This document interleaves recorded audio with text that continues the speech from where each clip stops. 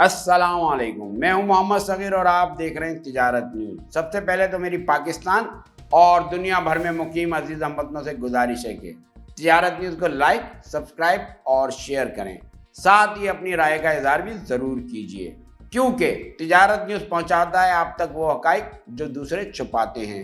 اب آتے ہیں آج کی اہم ترین خبر کی جانب۔ KPK اور بلوچستان میں گدھوں کی فارمنگ کے لائسنس اسکینڈل، ماتحت محکموں سے منتھلیوں کی وصولی، غیر قانونی تقرریاں، کانٹریکٹ پر مشیر رکھنے، NTC کو غیر قانونی ٹھیکے کے عوض کروڑوں کی رشوت، کمیشن اور کک بیک کے اسکینڈل منظر عام پر آنے کے بعد secretary food security Waseem Ajmal Chaudhry کو ٹرانسفر کر دیا گیا۔ وسیم اجمل چودھری پہلے بھی نیب مقدمات میں اربوں روپے کی کرپشن پر 2 بار گرفتار ہو چکا ہے اور 8 ماہ جیل بھی کاٹ چکا ہے۔ وسیم اجمل چودھری لڑکی کے ریپ کے ایک مقدمے میں بھی ملوث رہا ہے۔ وسیم اجمل چودھری نے تمام غیر قانونی کاموں کے لیے بلال حیدر جوائنٹ سیکریٹری ایڈمن کو اپنا فرنٹ مین بنا رکھا تھا۔ بلال حیدر فرد شہزادی اور فرا گوگی کا فرنٹ مین اور اسے رشوت اکٹھی کر کے فراہم کرنے اور پنجاب امپلائیز سوشل سیکورٹی ہسپتالوں کے کمشنر کے طور پر کروڑوں روپے کی خرد برد میں بھی ملوث رہا ہے۔ ان دونوں نے رشوت اکٹھی کرنے کے لیے اپنے ماتحت محکموں میں ریکارڈ یافتہ اور کرپٹ افسران کو خلاف قانون تعینات کیا ہوا ہے۔ برآمد کنندگان سے رشوت اکٹھی کرنے کے لیے سخت برآمدی شرائط عائد کی گئی اور درآمد کنندگان سے درآمدی شرائط ختم کرنے کے لیے کروڑوں رشوت لی گئی، جس کا نتیجہ یہ نکلا کہ گزشتہ سال کی نسبت چاول، مکئی اور آم کی یورپ، ویتنام اور ایران کو برآمد میں بالترتیب 83، 100 اور 86% سے زائد کی کمی ریکارڈ کی گئی ہے اور قومی خزانے کو اب تک اربوں روپے کا نقصان ہو چکا ہے۔ یورپ میں فوڈ سیفٹی کی شرائط کی خلاف ورزی پر پاکستانی چاول کی اب تک 35 سے زائد کنسائنمنٹس پکڑی اور تلف ہوئیں۔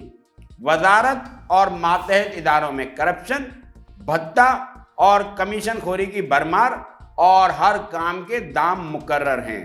پیسٹیسائیڈز انڈسٹری نے رشوت کے بدلے زرعی زہریلی ادویات کو رجسٹریشن ملنے کی اعلیٰ حکام کو شکایت بھی کر رکھی ہے۔ کروڑوں روپے مالیت کی غیر معیاری ایمامیکٹن ہنزویٹ کی انفٹ لیبارٹری رپورٹ کو 10 کروڑ روپے رشوت لے کر فٹ رپورٹ سے تبدیل کر کے ریلیز کیا گیا۔ یورپ میں چاول کی 74 کنسائنمنٹس کی تلفی اور ملک بدری کی ذمہ دار 14 زرعی زہریلی ادویات کو پہلے مارچ 2025 میں ممنوع قرار دیا گیا اور پھر جون 2025 میں متعلقہ کمپنیوں سے 50 کروڑ روپے رشوت لے کر وزارت کامرس اور محکمہ زراعت پنجاب کی بھرپور مخالفت کے باوجود پابندی واپس لے کر اور انہیں استعمال کی اجازت دے کر قومی سلامتی کے خلاف بدنیتی پر مبنی گھناؤنا اقدام اٹھایا گیا۔